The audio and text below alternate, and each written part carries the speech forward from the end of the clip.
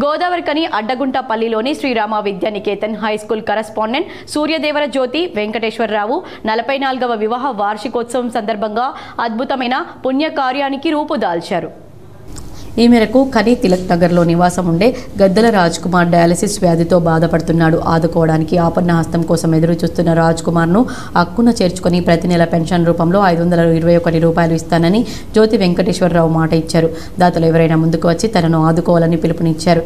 ఈరోజు Srirama Vidyanikethan HM correspondent అయిన సూర్యదేవర వెంకటేశ్వరరావు జ్యోతి మా 44వ వివాహ వార్షికోత్సవాన్ని పురస్కరించుకొని ప్రతి సంవత్సరం కూడా సామాజిక సేవా కార్యక్రమంలో పాల్పంచుకుంటున్నాము. ఇందులో భాగంగా ఈ సంవత్సరము ఈ గద్దల రాజ్కుమార్ డయాలసిస్ పేషెంట్ విఠల్ నగర్లో ఉంటారు.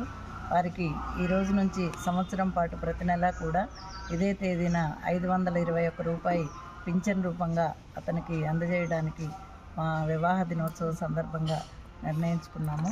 అతని ఆయుర ఆరోగ్యాలతో మంచిగా ఉండాలని చెప్పి ఆ భగవంతుని కోరుకుంటూ ఈ మంచి కార్యక్రమానికి అందరూ సహకరించినందుకు ఈరోజు స్థానిక అడ్డగుంటపల్లిలో ఉండే శ్రీరామ విద్యానికేతన్ కరెస్పాండెంట్ వెంకటేశ్వర సార్ మరియు జ్యోతి మేడం వివాహ వార్షికోత్సవ సందర్భంగా రాజ్ కుమార్ డయాలసిస్ పేషెంటు తనకు మంత్లీ అతన్ని దత్త చేసుకొని కొంత అమౌంట్ను పెన్షన్ రూపంలో ఇవ్వడం జరుగుతుంది.